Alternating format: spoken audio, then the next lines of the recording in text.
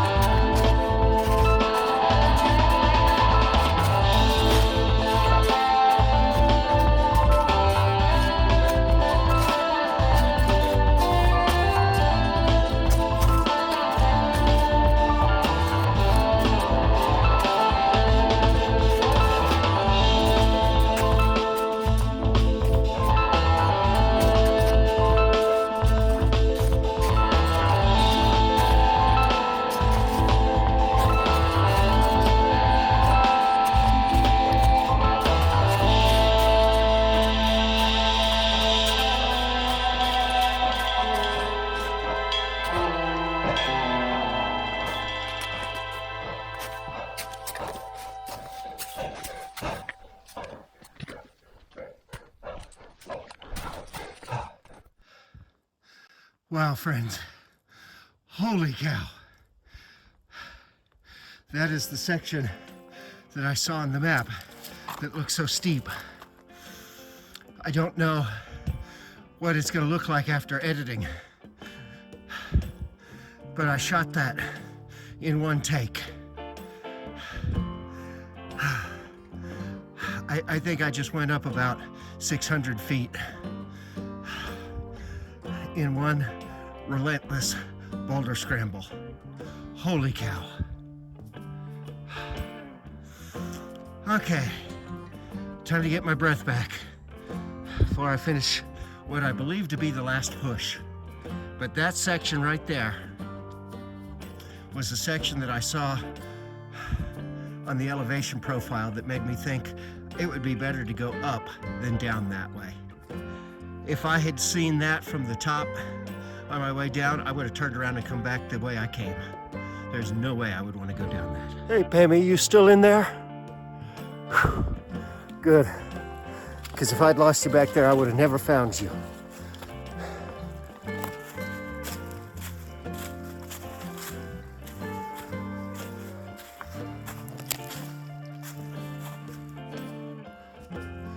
I think that's the path. Holy cow. Well, we made it to the top of MtPaugus, Pammy. That's right, we're at the summit. No real views from the summit itself, unfortunately, but there were some views on the way up, and since we're coming back the same way, I figured I'd stop for them on the way down so that you could see them, Pammy. You're welcome. Quite the trip up here. The old Paugus trail, well, the top of the scramble was tough, and then I lost the trail. Took me a while to find it. It was just tough, but I made it. Got up here. We got up here. Good job, Pammy. Okay, Pammy, here's the views I promised. That over there is Mount Chicora, and then Middle Sister, which are both on the 52 with the view list. I've done them both already, but you weren't with me. Sorry, it was before we were hiking together. Okay, I'm getting the silent treatment now. But if we go over this way, from the same view area, you can look, you can see Mount Shaw and the Ossipee Range, which I've done most of the Ossipees, but I still got one or two I gotta get. But there you go, views and summit. Yes, views and summit. I'm glad you like them both. Here is the intersection of the Beeline Trail, which I guess leads to Mount Chicora, but I won't be taking it that far. I'm just making a beeline down off this mountain that doesn't involve going down that huge slide. That was intense. There's a reason why I picked the steep side to go up. But this side isn't a whole lot better. We'll see how it goes. Okay, so here's where the beeline goes up toward Mount Chicora, or goes that way, the beeline cutoff, to connect back to where we're going. And at this point, I'm down onto the valley floor, so I expect my biggest obstacle at this point will be stepping in a hole that I can't see because it's full of leaves, because there's an awful lot of leaf litter. So I'm going to go ahead and close this one out now. I don't think there'll be much of interest. If there is, well, I'll tack that on at the end of the slideshow. But I want to thank you for coming along on this beautiful fall afternoon now. I hope you have a blessed day. And as my beloved wife used to say, choose joy. Azimuth out.